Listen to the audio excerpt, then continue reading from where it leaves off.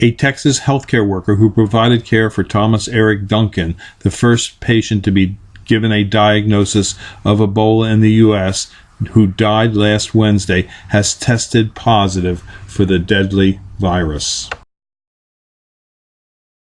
The Ebola virus has reached epidemic proportions in West Africa and the Congo. The president had stated that it was highly unlikely that the Ebola virus would show up on American soil, but as he was saying that, it had already reached Dallas. It was brought here by an individual who entered our country from the West African nation of Liberia, where Ebola is rampant. The citizens of the United States are indeed scared. We don't want any more Ebola-infected individuals bringing the epidemic to our shores. We'll no longer allow these people to enter our country from epidemic-stricken areas. There's a high chance that this will occur again.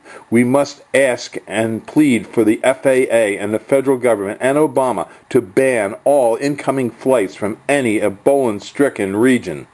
We must call 202-456-1414 now and ask Obama to ban these flights. Get the FAA to do its job.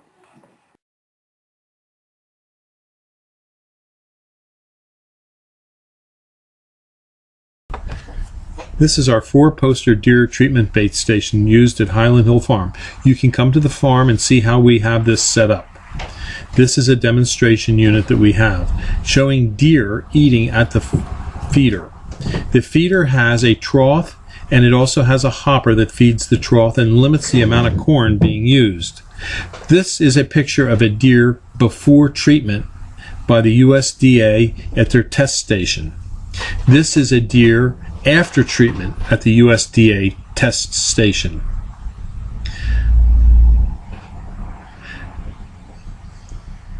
The deer bait station has 4 paint rollers on it, which rub against the ears of the deer while they're eating.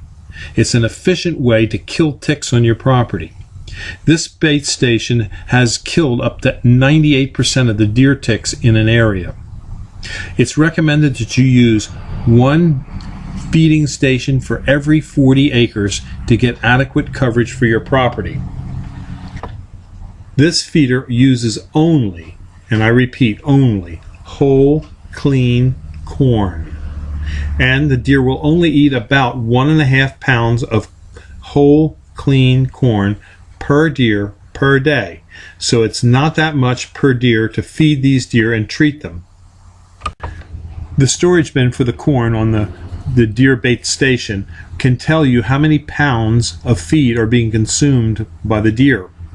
This relates directly to the amount of pesticide you're going to apply to the paint rollers.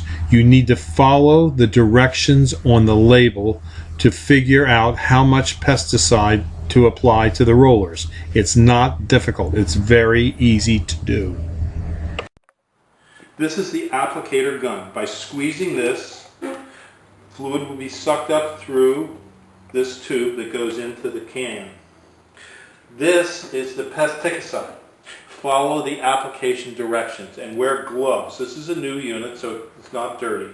But you'll draw in the amount of pesticide needed, and then you'll just push it down on top of the paint roller. So it's very easy to use. If you have any questions about it, read the directions. The directions are thorough. When placing corn in the feeder, do it on a dry day so the corn does not get moldy.